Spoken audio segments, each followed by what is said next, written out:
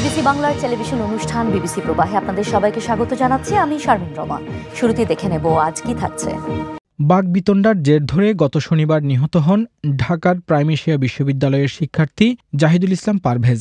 পাশের আরেকটি বিশ্ববিদ্যালয়ের 2 ছাত্রীকে নিয়ে তিনি হাসাহাসি করেছেন, এমন অভিযোগে পারভেজের সাথে তর্কাতর্কি হয় তারই বিশ্ববিদ্যালয়ের 3 শিক্ষার্থীর। এ নিয়ে বিশ্ববিদ্যালয় কর্তৃপক্ষ মীমাংসার চেষ্টা করে। পরে নিজের বিশ্ববিদ্যালয়ের বনানী ক্যাম্পাস থেকে বের হওয়ার পর প্রশাসন ভবনের গেটের সামনে 10-15 জন শিক্ষার্থী পারভেজকে আক্রমণ করে। সামাজিক মাধ্যমে ছড়িয়ে পড়া একটি সিসিটিভি ফুটেজে দেখা যায়, মারধরের এক পর্যায়ে ওই শিক্ষার্থী প্রশাসন ভবনের ভেতরে ঢোকার চেষ্টা করার সময় একজন তাকে ছুরিকাঘাত করে। এক পর্যায়ে প্রশাসন ভবনের দায়িত্বে থাকা নিরাপত্তা কর্মীরা ওই শিক্ষার্থীকে ভেতরে ঢুকিয়ে কলাপসিবল গেট বন্ধ করে দেন। এরপর হামলাকারীরা চলে যায়। হাসপাতালে নেওয়ার পর পারভেজের মৃত্যু হয়। পরে নিহত শিক্ষার্থী জাহিদুল ইসলাম পারভেজ ছাত্রদলের কর্মী বলে দাবি করে দলটির সভাপতি। অভিযোগ করেন, বৈষম্য বিরোধী আন্দোলনে যুক্ত থাকা এক ছাত্রনেতা তাকে হত্যা করেছে। বেসরকারি বিশ্ববিদ্যালয় সহ বিভিন্ন শিক্ষা প্রতিষ্ঠানে ছাত্রদলের কার্যক্রমকে বাধাগ্রস্ত করার জন্য বৈষম্য বিরোধী ছাত্র আন্দোলনের ব্যানারে কতিপয় রক্ষী বাহিনীর মতো সন্ত্রাস ও দখলদারিত্ব কায়েম করেছে। দিনে দিনে ছাত্রদলের নেতাকর্মীদের ডিহিউম্যানাইজ করার যে পরিকল্পিত ষড়যন্ত্র, এটা অত্যন্ত পরিকল্পিতভাবে সাজানো হয় শহীদ পারভেজদের হত্যাকাণ্ডের বৈধতা মাধ্যমে। ছাত্রদলের এই অভিযোগের প্রতিবাদ জানিয়েছে বৈষম্য বিরোধী ছাত্র আন্দোলনের নেতারা। তারা বলছেন, হত্যার প্রকৃত কারণ ও অপরাধীদের আড়াল করতে এবং ক্যাম্পাসে আধিপত্যের রাজনীতি করতে ছাত্রদল এই অভিযোগ করছে। এই ঘটনাকে কেন্দ্র করে ছাত্রদল একটি পরিকল্পিত বিভ্রান্তিমূলক প্রচারণা শুরু করেছে। তারা বৈষম্য বিরোধী ছাত্র আন্দোলনকে সন্ত্রাসী আখ্যা দিয়ে সাধারণ ছাত্রদের ন্যায্য দাবি এবং গণঅভ্যুত্থানের এই প্ল্যাটফর্মটিকে কলঙ্কিত করার অপপ্রয়াস চালাচ্ছে। এদিকে পারভেজ হত্যাকাণ্ডের প্রতিবাদে এবং সুষ্ঠু বিচারের দাবিতে দেশজুড়ে বিভিন্ন শিক্ষা প্রতিষ্ঠানে বিক্ষোভ মিছিল করেছে ছাত্রদল। তবে প্রাইম এশিয়া বিশ্ববিদ্যালয়ের শিক্ষার্থীরা বলছেন, এই ঘটনাকে রাজনীতিকরণ নয়, বরং এর সুষ্ঠু বিচার দেখতে চান তারা। পারভেজ ভাই একজন মানুষ, দ্বিতীয় কথা উনি একজন স্টুডেন্ট, সম্ভাবনাময়ী মেধাবী স্টুডেন্ট। থার্ড কথা হলো উনি আমার প্রাইম এশিয়ার সিনিয়র। এটুকু কি যথেষ্ট না তার এই তুচ্ছ ঘটনার মৃত্যুর জন্য বিচার পাওয়ার জন্য? আমার কেন রাজনৈতিক পরিচয় পেতে হবে? রাজনীতির ব্যাপারে তেমন কিছু জানি না, কিন্তু আমাদের ভাই যে মারা গেছে, ওকে যে রাজনীতিক কোনো ব্যাপারে তো খুন করা হয়নি। আমাদের দাবি এটাই, যেন আসল যে আসামি বা যারা খুন করেছে তাদের সবাইকে গ্রেফতার করা হোক, সুষ্ঠু বিচার করা হোক, এটাই আমরা চাই। এই ঘটনায় 3 জনকে রবিবার রাতে গ্রেফতার করেছে বনানী থানা পুলিশ। গ্রেফতারকৃতরা ঘটনাস্থলে উপস্থিত ছিল বলে সিসিটিভি ফুটেজেও দৃশ্যমান রয়েছে। এদিকে শিক্ষার্থী নিহতের ঘটনায় 3 দিনের শোক পালন করছে প্রাইম এশিয়া বিশ্ববিদ্যালয়। বন্ধ রয়েছে সব ধরনের শিক্ষা কার্যক্রম। আমরা মানব জাতি এক মায়ের সন্তান। ভারতের পশ্চিমবঙ্গ রাজ্যের নয়াগ্রাম আক্ষরিক অর্থেই যেন বাংলার পটচিত্রকলার ঐতিহ্যের আবাসভূমি। ওই কেউ বা আবার হিন্দু হলাম, কেউ বা হলাম মুসলমান, এক মায়ের সন্তান।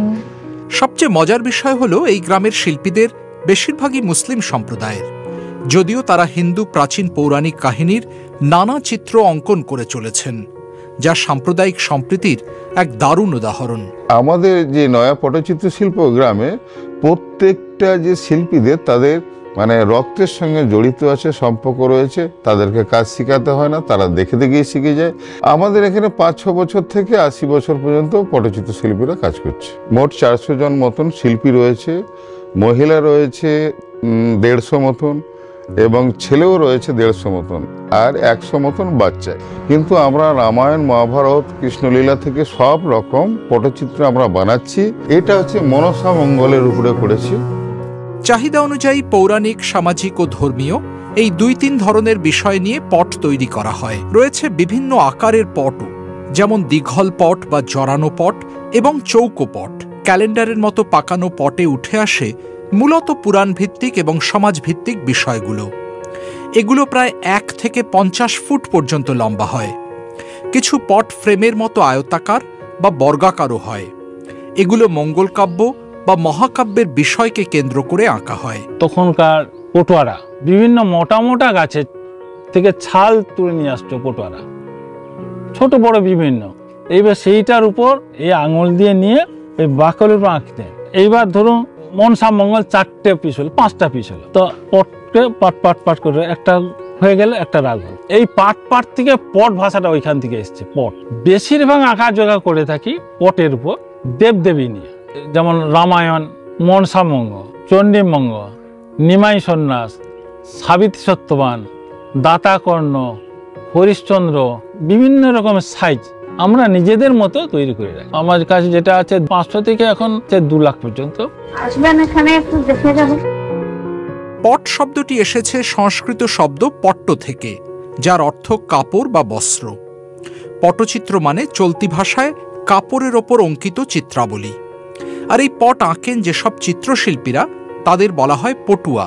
পরিবেশ বান্ধব উপকরণ যেমন কাপড়, কাগজ, মাটি এবং স্থানীয়ভাবে বিভিন্ন গাছ, পাতা, ফল, ফুল এবং কাদামাটি ব্যবহার করে তার থেকেই রং তৈরি করে ছবি আঁকেন এরা। কাঁচা হলুদের রস থেকে আমরা হলুদটা বানানো হয়, তারপর সিম পাতা থাকতেন, কুন্দ্রি পাতা থাকতেন, আমরা সবুজ কালারটা তৈরি করি।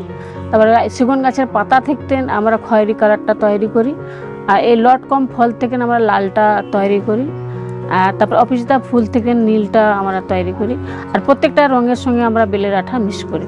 বেলের আঠা মিক্স করে একটু রোদ খাওয়াই, রোদ খাবে দিলে পরে, আর বেলের আঠা দিলে একটু জল দিলে ওই বেলের আঠাটাই আমাদের অনেক রংটা পাকাপোক্ত হয়ে যায়, অনেক মজবুত থাকে, চকচক ভাবে এসে যাবে।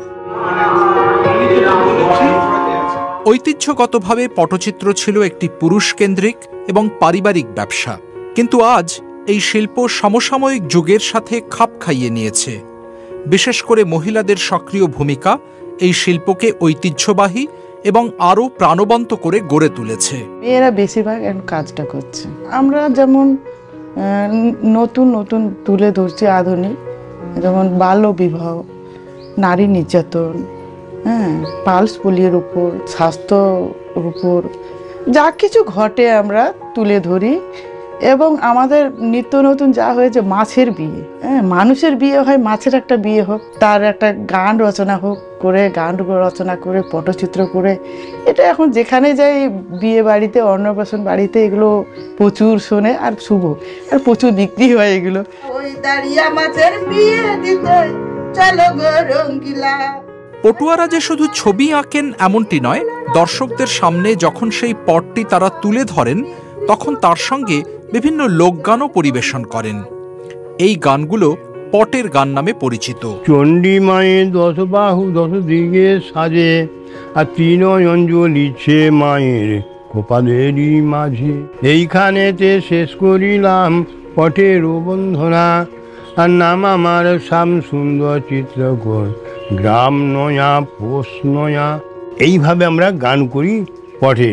আমরা গ্রামে যখন যেতাম, যে লোকের বাড়িতে যেয়ে পট দেখাতাম, মা পট দেখবে, আসো পট দেখে, এবার পটের গান শুনে ওরা চাল পয়সা দিত, সেই গান শুনে।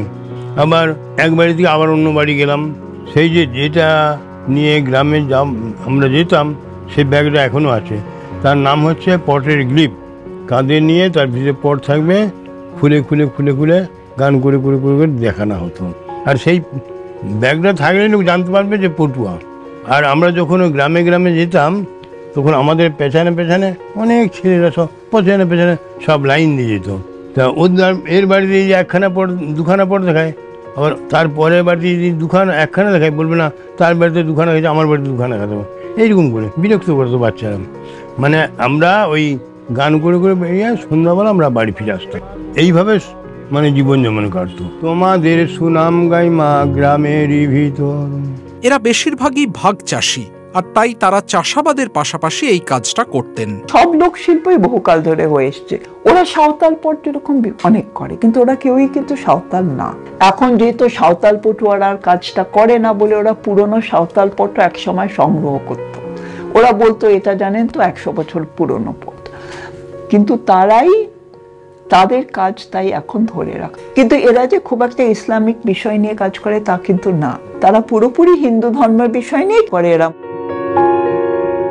পটচিত্রের উৎপত্তি বেশ কয়েক শতাব্দী আগে।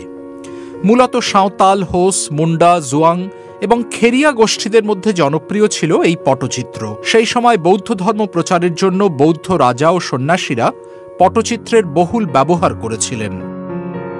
পটচিত্রের কথা স্কন্ধ পুরাণ এমনকি রামায়ণ মহাভারতেও ছিল। তাই স্বাভাবিকভাবেই আমরা ধরে নিতে পারি পটচিত্র রামায়ণ মহাভারতের যুগ থেকেই বা তারও আগে পুরাণের যুগ থেকেই আছে। বালি, জাভা, শ্রীলঙ্কা এবং তিব্বতের বিস্তীর্ণ অঞ্চলে এই বৌদ্ধ ধর্ম প্রচার এবং প্রসারের জন্য পটচিত্র একসময় অত্যন্ত বড় ভূমিকা পালন করেছে। গবেষকরা বলেন পটচিত্র মূলত বাংলায় মধ্যযুগে অর্থাৎ অষ্টাদশ শতাব্দীতে বেশি পরিমাণে বিকশিত হয়েছে।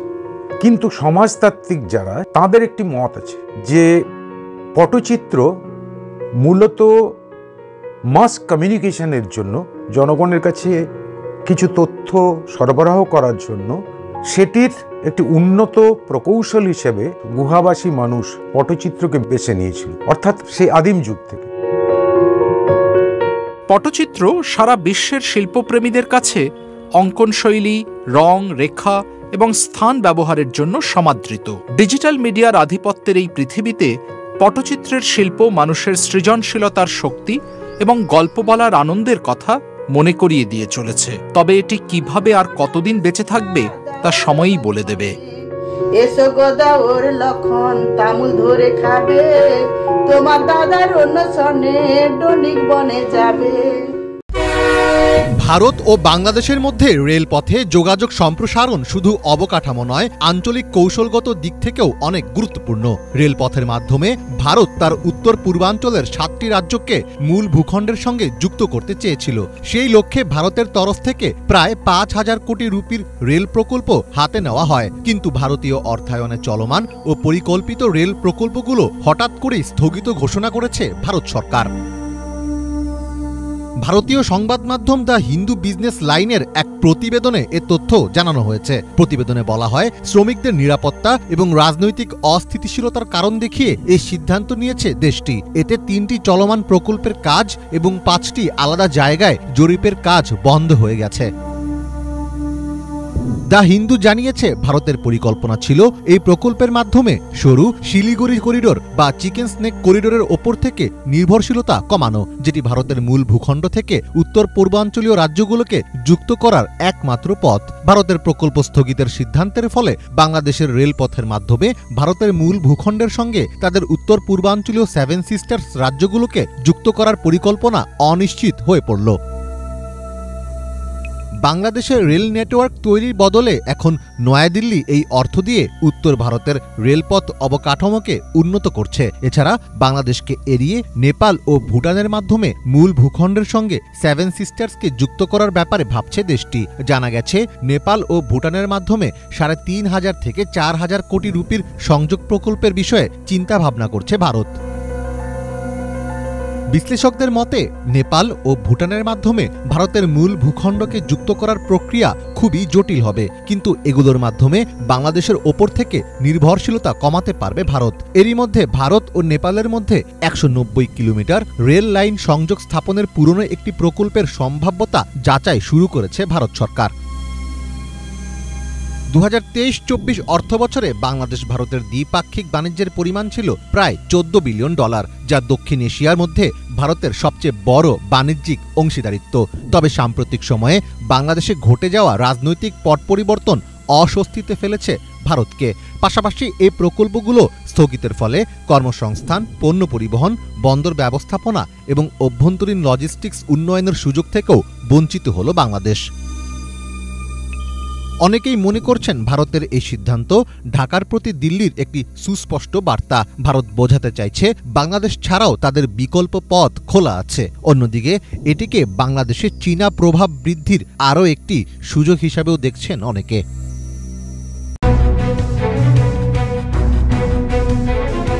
ইরান যুক্তরাষ্ট্র মুখোমুখি বহুদিন, পরমাণু আলোচনা নিয়ে সেই উত্তেজনা আরও বেড়েছে। আলোচনার টেবিলে বসলেও সামরিক হুমকি ধামকি এখনও অব্যাহত। আলোচনা শুরুর আগেই মধ্যপ্রাচ্যে ভয়ঙ্কর যুদ্ধবিমান পাঠিয়েছে মার্কিন প্রেসিডেন্ট ডোনাল্ড ট্রাম্প। সেই সাথে ইরানের আশপাশের এলাকায় তিনি সেনা সংখ্যাও বাড়িয়েছেন। মার্কিন সেনাদের উপস্থিতির কারণে ইরানও সামরিক প্রস্তুতির সর্বোচ্চ স্তরে থাকার কথা জানিয়েছে। আলোচনা দ্বিতীয় ধাপ শেষ না হতেই এলো আরও একটা খবর। এবার ইরাকে জড়ো হচ্ছে মার্কিন সেনারা। গণমাধ্যমের বরাতে জানা গেছে মার্কিন সামরিক বহর ইরাকের আনবার প্রদেশের একটি বিমান ঘাঁটিতে ঢুকেছে, যেখানে আগে থেকেই আমেরিকান সামরিক বাহিনী এবং প্রশিক্ষকরা অবস্থান করছিলেন। আর সূত্র বলছে বহরটি এসেছে সিরিয়া থেকে। নাম প্রকাশ না করার শর্তে এটি ইরাকি নিরাপত্তা সূত্র দেশটির আরবি ভাষা সংবাদ সংস্থা আল মালোমাকে জানিয়েছে কনভয়গুলি শনিবার ইরাকি ভূখণ্ডে প্রবেশ করেছে। এই বহর রাজধানী বাগদাদ থেকে প্রায় 160 কিলোমিটার পশ্চিমে অবস্থিত আল আসাদ বিমান ঘাঁটির দিকে এগিয়ে গেছে। সিরিয়া থেকে মার্কিন সেনার প্রত্যাহার এবং আইন আল আসাদ ঘাঁটিতে তাদের মোতায়েনের কারণ সম্পর্কে সূত্রটি আর কোনো বিস্তারিত তথ্য দেয়নি। বেনামি সূত্রটি জানিয়েছেন মার্কিন সামরিক বহরের সাঁজোয়া যান, লজিস্টিক সরঞ্জাম, সেনা, ছোট অস্ত্র এবং হালকা অস্ত্রের পাশাপাশি ভারী গোলাবারুদও অন্তর্ভুক্ত ছিল। সূত্রটি আরও বলেছে মার্কিন সামরিক বিমানগুলো ইরাকের প্রবেশের সময় কনভয়গুলোকে পাহারা দিচ্ছিল। এগুলোকে ওই বহরের উপর উড়তে দেখা গেছে। এছাড়াও আল আসাদ ঘাঁটিতে যাওয়া প্রধান এবং আশপাশের রাস্তাগুলোতেও ছিল অভূতপূর্ব নিরাপত্তা ব্যবস্থা। এর আগে শুক্রবার পেন্টাগনের কর্মকর্তারা নিশ্চিত করেছেন মার্কিন সেনাবাহিনী আগামী সপ্তাহ ও মাসগুলোতে সিরিয়ায় মোতায়েন করা সেনার সংখ্যা প্রায় অর্ধেকে নামিয়ে আনছে। পেন্টাগন তাদের বিবৃতিতে কতজন সেনার প্রত্যাহার করা হবে তা নির্দিষ্ট করে বলেনি। তবে বৃহস্পতিবার নিউ ইয়র্ক টাইমস জানিয়েছে যে সংখ্যাটি 600। তবে কবে নাগাদ এই সেনার প্রত্যাহার করা হবে সে বিষয়ে বিস্তারিত কোনো তথ্য দেওয়া হয়নি। মার্কিন সেনাবাহিনীর সিরিয়ায় প্রায় 2000 সদস্য রয়েছে। 2014 সাল থেকে মার্কিন বাহিনী আরব দেশটির সরকারের অনুমোদন ছাড়াই উত্তর পূর্ব সিরিয়ায় অবস্থান করছে। পেন্টাগনের দাবি এই অঞ্চলের তেল ক্ষেত্রগুলি আইএস সন্ত্রাসীদের হাত থেকে রক্ষা করতেই তারা এই কাজ করছে। তবে দামেস্ক দাবি করেছে এই মার্কিন মোতায়েন দেশের প্রাকৃতিক সম্পদ লুণ্ঠনের জন্যই করা হয়েছিল। গত কয়েক বছর ধরে একাধিক ফুটেজ প্রকাশ পেয়েছে, যেখানে দেখা গেছে মার্কিন বাহিনী সিরিয়ার উত্তরাঞ্চলের প্রদেশগুলো থেকে সিরিয়ার অপরিশোধিত তেল উত্তর ইরাকে তাদের ঘাঁটিতে পাচার করছে, যা ওয়াশিংটনে সিরিয়ার মৌলিক পণ্যের পদ্ধতিগত লুণ্ঠনের অংশ। মার্কিন প্রেসিডেন্ট ডোনাল্ড ট্রাম্পও বেশ কয়েকবার স্বীকার করেছেন তেল সম্পদের জন্যই আমেরিকান বাহিনী আরব দেশটিতে ছিল।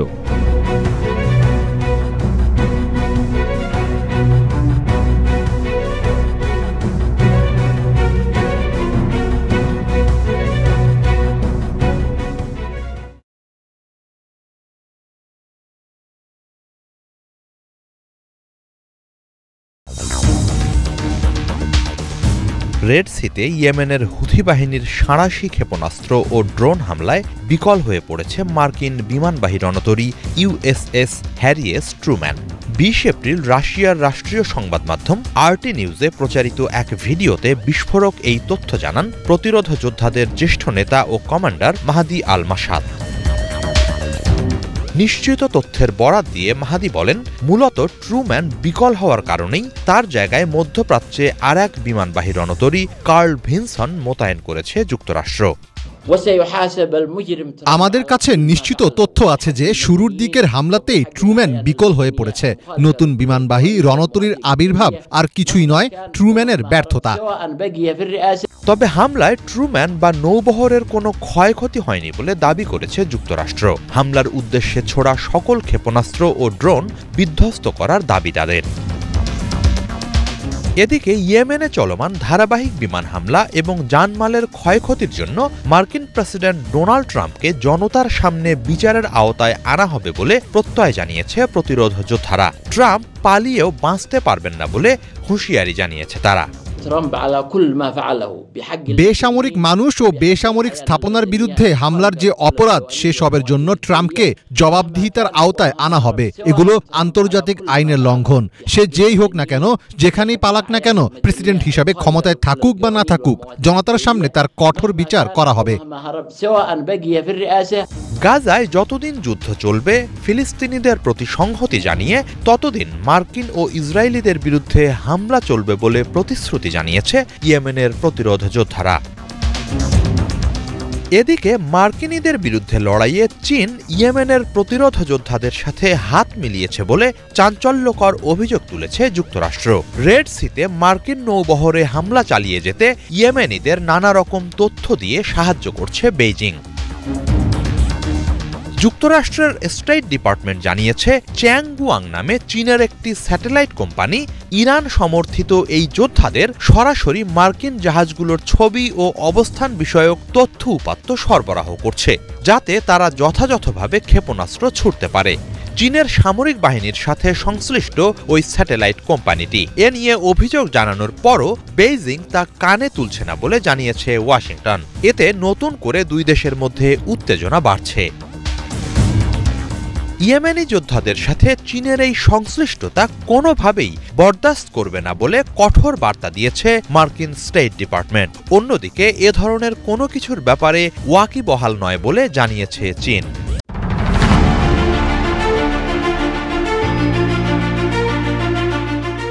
গাজা কাণ্ডে এবার তুরস্ক কোমর বেঁধে মাঠে নামল মনে হয়। যুদ্ধবিধ্বস্ত ভূখণ্ডটিতে ত্রাণ সহায়তা প্রবেশ নিয়ে ফিলিস্তিনি স্বাধীনতাকামী সশস্ত্র প্রতিরোধ সংগঠন হামাসের সঙ্গে বৈঠক করেছেন তুরস্কের গোয়েন্দা প্রধান ইব্রাহিম কালিন। তুরস্কের রাষ্ট্রীয় সংবাদ সংস্থা আনাদুলো জানিয়েছে, কালিন হামাসের রাজনৈতিক পরিষদের প্রধান মোহাম্মদ দারবিশ এবং তার প্রতিনিধি দলের সাথে আলোচনা করেছেন। তবে বৈঠকটি কোথায় হয়েছে তা উল্লেখ করেননি, যদিও বিভিন্ন গণমাধ্যমের খবর বলছে এটি তুরস্কে অনুষ্ঠিত হয়েছে। নিরাপত্তা সূত্রের বরাত দিয়ে আনাদুলো জানিয়েছে, মানবিক সহায়তা পৌঁছে দেওয়ার উপায় নিয়ে আলোচনার পাশাপাশি তারা গাজায় জনগণকে জোরপূর্বক বাস্তুচ্যুত করার যে কোনো পরিকল্পনা মোকাবেলার উপায় নিয়েও আলোচনা করেছেন। কালিন তাদের তুরস্কের অব্যাহত সমর্থনের বিষয়ে আশ্বস্ত করেছেন এবং বলেছেন যে আঙ্কারা ফিলিস্তিনি ভূখণ্ড দখল বা সংযুক্ত করার যে কোনো নতুন প্রচেষ্টার বিরোধিতা করবে দৃঢ়ভাবে। ইসরায়েল সম্প্রতি গাজায় প্রায় 30% এলাকা জুড়ে সমগ্র রাফাহ শহরকে অন্তর্ভুক্ত করার জন্য উপত্যকাটিতে সীমান্ত বরাবর নিরাপদ অঞ্চল সম্প্রসারণের উপর জোর দিয়েছে। এছাড়াও গাজায় যুদ্ধবিরতি ভঙ্গ করে ফের শুরু করা সামরিক অভিযানে গাজাকে আবারও অবরোধের পাশাপাশি বন্দী করে রেখেছে। একই সঙ্গে ছিটমহলটিতে সব ধরনের মানবিক সহায়তা বন্ধ করে দিয়েছে এবং এটিকে হাতিয়ার বানিয়ে হামাসকে জিম্মি চুক্তিতে সম্মত হতে চাপ দিচ্ছে। হামাস এক বিবৃতিতে জানিয়েছে, তাদের নেতারা যুদ্ধবিরতির বিনিময়ে অবিলম্বে একটি বন্দি বিনিময় চুক্তিতে পৌঁছানোর পাশাপাশি গাজা থেকে ইসরায়েলি সেনা পুরোপুরি প্রত্যাহার, গাজা পুনর্নির্মাণ শুরু এবং ইসরায়েলের অবরোধ তুলে নেয়ার বিষয়ে তাদের আগ্রহের উপর জোর দিয়েছেন। জাতীয় ব্যক্তিত্বদের মধ্যে যারা স্বাধীন ও যোগ্য তাদের সমন্বয়ে গাজা উপত্যকা পরিচালনার জন্য একটি বিশেষ কমিটি প্রতিষ্ঠার মিশরীয় প্রস্তাবের তাৎক্ষণিক বাস্তবায়ন দেখার ইচ্ছা তারা প্রকাশ করেছেন বলেও জানানো হয় বিবৃতিতে। হামাস বৃহস্পতিবার 45 দিনের যুদ্ধবিরতির জন্য ইসরায়েলের সর্বশেষ প্রস্তাব প্রত্যাখ্যানের ইঙ্গিত দিয়েছে এবং 18 মাস ধরে চলমান যুদ্ধের অবসান ঘটাতে একটি বিশদ চুক্তির আহ্বান জানিয়েছে। অনাহারকে অস্ত্র হিসেবে ইসরায়েল ব্যবহার করছে বলেও অভিযোগ করেছে হামাস, কিন্তু ইসরায়েল তাদের অবরোধ অব্যাহত রাখার ঘোষণা দিয়েছে। ইসরায়েল বলেছে, গাজায় এখনও বন্দী 58 জন জিম্মিকে মুক্তি দিতে হামাসকে বাধ্য করার এটাই একমাত্র উপায়। জাতিসংঘ সতর্ক করে বলেছে, 2023 সালের অক্টোবরে ইসরায়েলের উপর হামাসের আক্রমণের ফলে যুদ্ধ শুরু হওয়ার পর থেকে এই অঞ্চলটি সবচেয়ে গুরুতর মানবিক সংকটের কবলে পড়েছে। হামাস পরিচালিত গাজায় স্বাস্থ্য মন্ত্রণালয়ের তথ্য অনুযায়ী গত মাসের যুদ্ধবিরতি লঙ্ঘন করে ইসরায়েলের একতরফা হামলায় এখনও পর্যন্ত গাজায় কমপক্ষে 1691 জন নিহত হয়েছে, যার ফলে 2023 সালের অক্টোবর থেকে শুরু হওয়া ইসরায়েলি হামলায় নিহতের সংখ্যা 51,000 ছাড়িয়েছে। কাশ্মীর নিয়ে আবারও আগুন জ্বলছে ভারত পাকিস্তান কূটনৈতিক অঙ্গনে। পাকিস্তানের সেনাপ্রধান আসিম মুনির কাশ্মীরকে মানবদেহের জুগুলার ভেইন বা গুরুত্বপূর্ণ শিরার সঙ্গে তুলনা করে উত্তেজনার ঘি আবারও ঢেলেছেন, আর তাতে আরও তেতে উঠেছে ভারত। পাল্টা জবাবে ভারতের পররাষ্ট্র মন্ত্রণালয়ের মুখপাত্র রণধীর জয়সওয়াল কড়া ভাষায় জানিয়ে দিয়েছেন, কাশ্মীর ভারতের অঙ্গ, পাকিস্তান অবৈধভাবে এর কিছু এলাকা দখল করেছে। এটাই কাশ্মীরের সঙ্গে তাদের একমাত্র সম্পর্ক। দখল করা এলাকা যেন তারা ছেড়ে যায়। ঘটনার সূত্রপাত বুধবার। প্রবাসী পাকিস্তানিদের এক জমকালো অনুষ্ঠানে সেনাপ্রধান মুনির বলেন, কাশ্মীর আমাদের কাছে জুগুলার ভেইনের মতো। এই অঞ্চল কখনো আমাদের মন থেকে মুছে যাবে না। তিনি হিন্দু মুসলিম বিভাজনের ইতিহাস টেনে এনে পাকিস্তানের জম্মু ও কাশ্মীরের দাবি নিয়ে এক কঠোর অবস্থান তুলে ধরেন। ওই অনুষ্ঠানে উপস্থিত ছিলেন পাকিস্তানের প্রধানমন্ত্রী শাহবাজ শরীফও। ভারতের পররাষ্ট্র মন্ত্রণালয়ের মুখপাত্র বলেন, বাইরের কোনো বস্তুকে নিজের রক্তনালীর সঙ্গে তুলনা করার এই অবান্তর প্রচেষ্টা একেবারেই গ্রহণযোগ্য নয়। তিনি আরও যোগ করেন, কাশ্মীর ভারতের কেন্দ্রশাসিত অঞ্চল। পাকিস্তান বরং পাক অধিকৃত কাশ্মীর থেকে অবিলম্বে সরে যাওয়ার পদক্ষেপ গ্রহণ করুক।